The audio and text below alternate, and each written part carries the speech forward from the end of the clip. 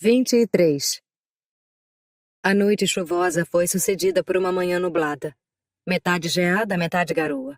E alguns riachos temporários cruzaram nosso caminho, descendo pelos planaltos.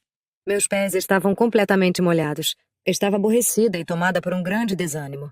Exatamente o humor adequado para aproveitar ao máximo essas coisas desagradáveis. Entramos na casa da fazenda pela cozinha para verificar se o Sr. Heathcliff estava realmente ausente. Não tinha muita fé em suas palavras. Joseph estava sentado sozinho, parecendo satisfeito consigo mesmo, junto à lareira e às chamas crepitantes, com 1 litro de cerveja na mesa perto dele, cheia de grandes pedaços de bolo de aveia torrado, e o cachimbo preto e curto na boca. Catherine correu para a lareira para se aquecer. Perguntei se o patrão se encontrava, mas minha questão ficou por tanto tempo sem resposta, que pensei que o velho não a tinha ouvido, ou que ficara surdo. Então repeti mais alto. Não, rosnou, ou melhor, gritou pelo nariz. Não, devem voltar imediatamente de onde vieram. Joseph! Gritou uma voz mal-humorada simultaneamente comigo do interior da sala. Quantas vezes mais terei de chamá-lo? A lareira está quase apagando, restam apenas algumas brasas. Joseph! Venha imediatamente! Baforadas vigorosas e um olhar resoluto para a lareira evidenciavam que ele pouco se importava com este apelo. A governanta e Harrington não estavam por perto. Ela deve ter saído para fazer algo na aldeia, e o outro provavelmente estava ocupado com os trabalhos no campo. Reconhecemos Linton pela voz, então entramos. Eu espero que morra de fome em um sótão, disse o menino, confundindo nossa entrada com a de seu criado negligente. Ele parou de falar ao perceber quem era. Sua prima disparou até ele. É você, senhorita Linton, disse ele, levantando a cabeça do braço do sofá em que estava deitado. Não, não me beije. Atrapalha minha respiração. Por Deus, papai disse que você viria. Continuou ele após recuperar-se um pouco do abraço de Catherine, enquanto ela estava plantada ao seu lado, parecendo muito arrependida. Poderiam fechar a porta, por favor? Esqueceram-na aberta e aquelas criaturas detestáveis não repõem o carvão para manter a lareira acesa. Está tão frio. Eu agitei as brasas e repus o carvão. O inválido queixou-se de estar coberto de cinzas. Mas ele estava com uma tosse cansativa, parecia febril e doente. Então não repreendi seu temperamento. Bem, Linton, murmurou Catherine, suavizando sua expressão. Está feliz com a minha presença? Posso lhe ajudar em alguma coisa? Por que não veio antes? Perguntou ele. Você deveria ter vindo em vez de escrever. Cansou-me terrivelmente escrever aquelas longas cartas. De longe preferia ter falado com a senhorita. No momento não aguento falar, escrever cartas ou fazer qualquer outra coisa que seja. Pergunto-me onde estará Zillah, disse ele, e virando-se para mim acrescentou. Poderia ir à cozinha ver se está lá? Não recebi nem sequer um agradecimento por reacender a lareira. E não querendo correr de um lado para outro a seu comando, respondi. Ninguém está lá, exceto Joseph. Estou com sede, exclamou ele irritado, virando-se. Zillah está constantemente vagando por Gimmerton desde que o papai saiu. Isso é horrível. Sou compelido a descer porque eles resolveram me ignorar e não dar ouvidos quando estou no quarto. Seu pai é atencioso com o senhor? Perguntei, percebendo que Catherine estava mais contida em suas investidas amistosas. Atencioso? Ele ao menos obriga esses imprestáveis a prestar atenção em mim, gritou. Miseráveis! Sabia, senhorita Linton, que aquele bruto do Harrington ri de mim? Eu desprezo. Na verdade, desprezo todos eles, são detestáveis. Cat se moveu para procurar um pouco de água. Encontrou um jarro sobre a estante, encheu um copo e entregou a Linton, que pediu a ela que adicionasse 1 colher cheia de vinho de uma garrafa na mesa. Tendo engolido uma pequena porção, parecia mais tranquilo, e disse-lhe que era muito gentil. E você está feliz em me ver? Perguntou ela, sentindo-se satisfeita ao vê-lo ensaiar um pequeno sorriso. Sim, estou. É novidade ouvir uma voz como a sua, respondeu ele. Mas fiquei aborrecido por não querer vir. E papai jurou que eu era o culpado por isso. Chamou-me de criatura lamentável, arrastada e inútil. E disse que você me desprezava. Disse que se ele estivesse em meu lugar, seria mais senhor da Granja dos Tordos do que o meu tio nesse momento. Mas a senhorita não me despreza, não é? Gostaria que me chamasse de Catherine ou Cat. Interrompeu-me a jovem senhora. Desprezar você? Não, depois do papai e da Ellen. Eu amo mais do que qualquer pessoa viva. Não gosto do Sr. Heathcliff, no entanto. E eu não me atrevo a vir aqui depois que ele tiver regressado. Estará ausente por muitos dias? Não muitos, respondeu Linton. Mas ele vai para a charneca com frequência, desde o início da temporada de caça. E você pode passar 1 ou 2 horas comigo na ausência dele. Diga que virá. Acho que não ficaria rabugento com você por perto. Não me provocaria e estaria sempre pronta a me ajudar, não estaria? Sim, disse Catherine, acariciando os longos cabelos macios dele. Se eu conseguisse o consentimento do papai, passaria metade do meu tempo com você, meu belo Linton. Queria que fosse meu irmão. E então gostaria de mim assim como de seu pai? Observou ele mais alegremente. Mas papai diz que você me amaria mais do que ele e tudo no mundo se fosse minha esposa. Então eu prefiro que seja. Não, jamais amaria alguém mais do que amo o papai, respondeu ela seriamente.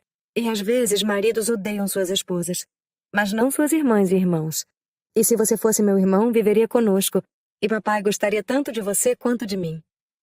Linton negou que os maridos sempre odiassem suas esposas, mas Cat afirmava o contrário, e para provar como estava certa, falou sobre a aversão de seu próprio pai à tia dela.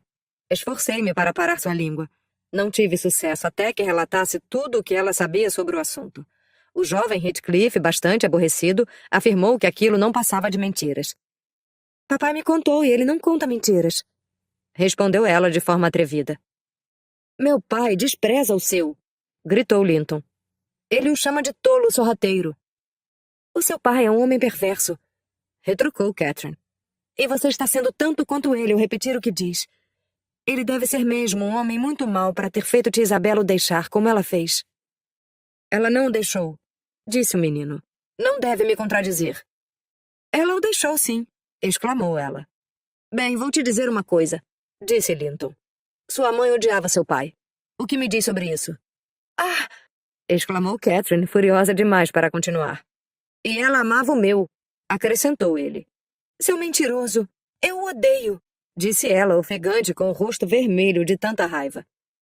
Sim, ela amava o meu pai, o amava, cantarolou Linton, afundando no encosto do sofá e inclinando a cabeça para trás para aproveitar a agitação da outra, que estava de pé atrás dele. Cale-se, Sr. Heathcliff, disse eu. Suponho que essa seja apenas mais uma das histórias do seu pai. Não é, e segure sua língua ao falar dele, respondeu ele. Ela o amava, Catherine, o amava. Cat, fora de si, deu um empurrão violento no sofá, que fez com que Linton caísse contra um dos braços de apoio. De imediato, ele foi acometido por uma tosse sufocante, o que logo encerrou seu triunfo. Durou tanto que assustou até a mim. Quanto a prima dele, chorava com todas as suas forças, horrorizada com a travessura que fizera, embora não dissesse nada. O segurei até que se acalmasse e a tosse se exauriu. Então ele me empurrou e inclinou a cabeça para baixo silenciosamente. Catherine reprimiu suas lamentações também, sentou-se à frente dele e passou a olhar solenemente para o fogo. Como se sente, Sr. Heathcliff? Perguntei depois de esperar 10 minutos. Gostaria que ela se sentisse como eu, respondeu ele. Criatura cruel e rancorosa. Hareton nunca me tocou, nunca me bateu. E eu estava até me sentindo bem hoje, até então. Interrompeu-se, sua voz morrendo em uma lamúria. Eu não lhe bati, murmurou Cat, mordendo o lábio para evitar outro acesso de choro.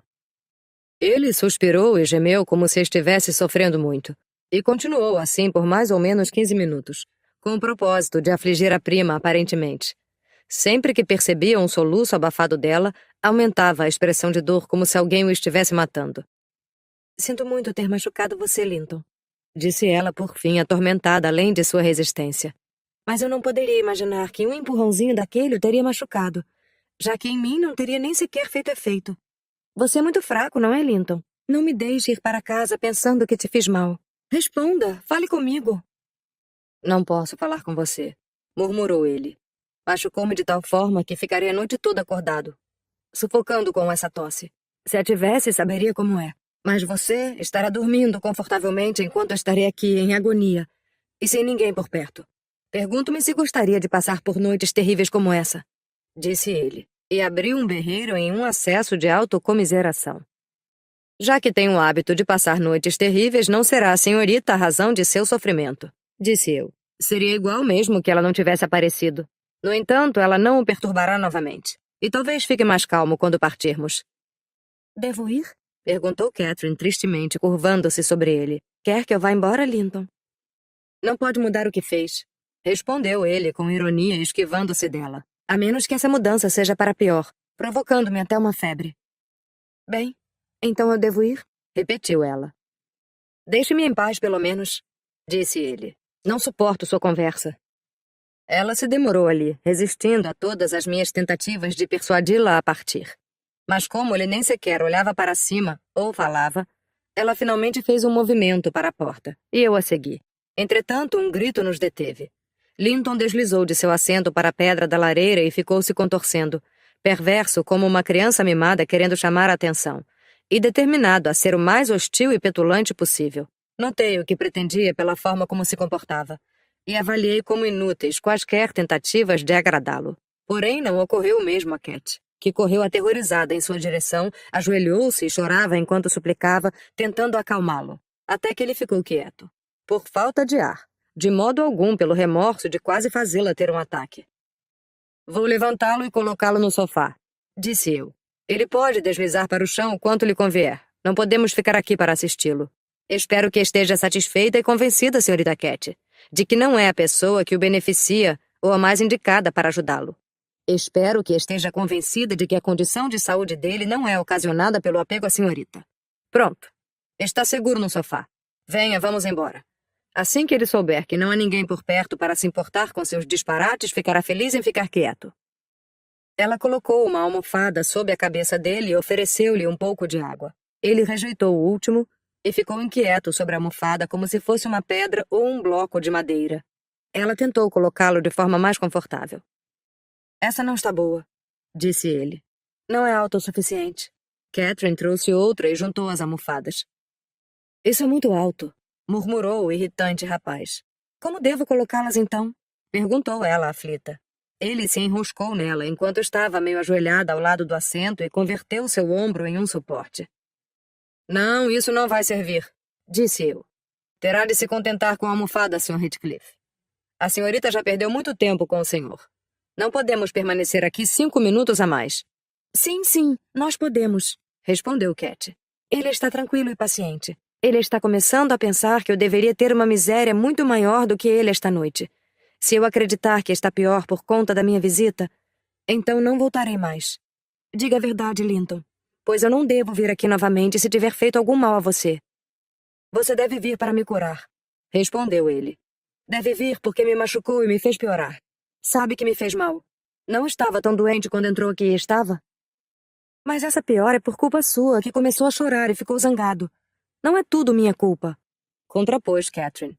No entanto, voltaremos a ser amigos. E você me quer por perto? Gostaria de me ver às vezes, de verdade? Já disse que sim, respondeu ele com impaciência.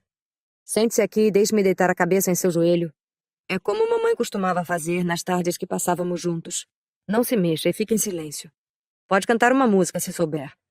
Ou contar uma trova, longa e interessante. Uma daquelas que prometeu me ensinar. Ou uma história. Mas prefiro uma balada. Pode começar. Catherine recitou a trova mais longa de que conseguiu se lembrar, o que agradou bastante os dois.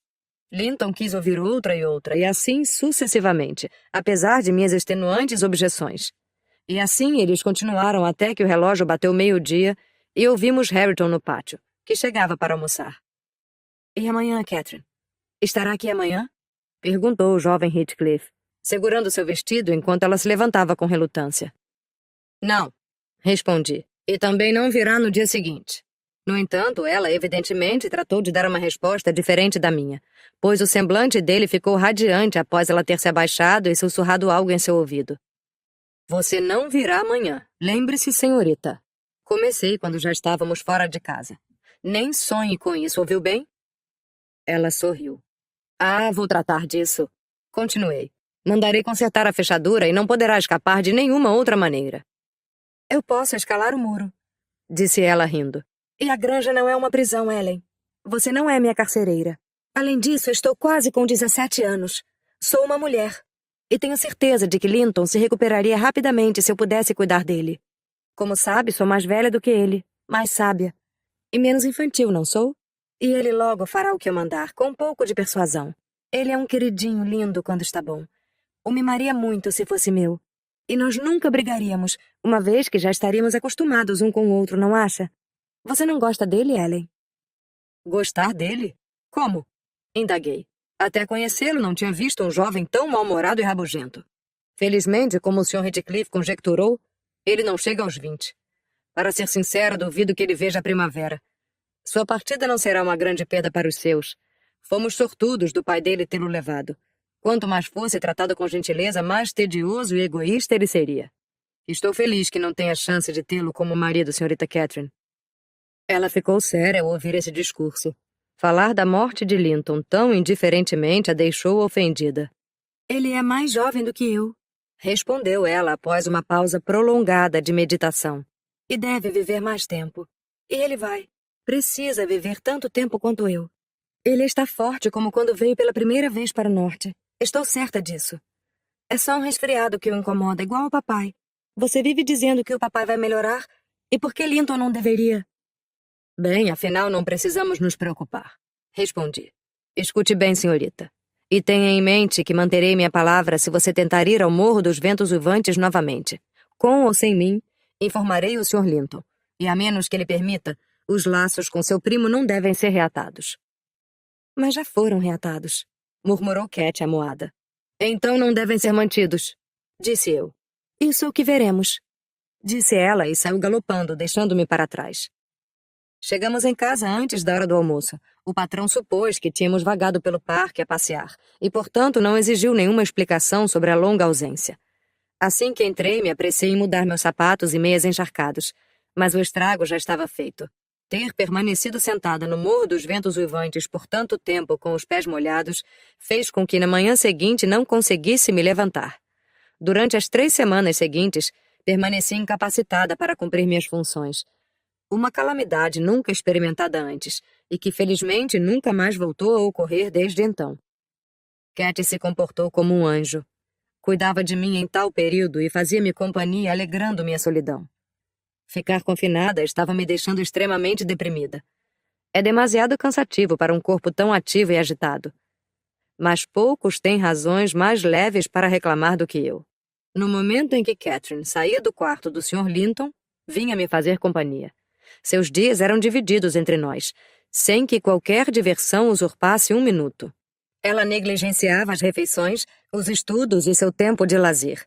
Era a enfermeira mais querida que já cuidou de mim. Devia ter um coração caloroso para dedicar tanto tempo ao pai, a quem tanto amava, e ainda ter um tempo para mim. Bem, eu disse que os dias da jovem foram divididos entre nós. Mas seu pai se retirava cedo e eu dificilmente precisava de algo depois das 6 horas. Portanto, as noites eram todas dela. Pobre menina. Não imaginava o que fazia com seu tempo depois do chá. E embora, frequentemente, quando aparecia para me dar boa noite, eu observasse uma cor fresca em suas bochechas e um tom rosado sobre seus dedos, em vez de imaginar que os havia adquirido após uma cavalgada pela charneca em uma noite fria, atribuía-os ao calor do fogo da lareira na biblioteca.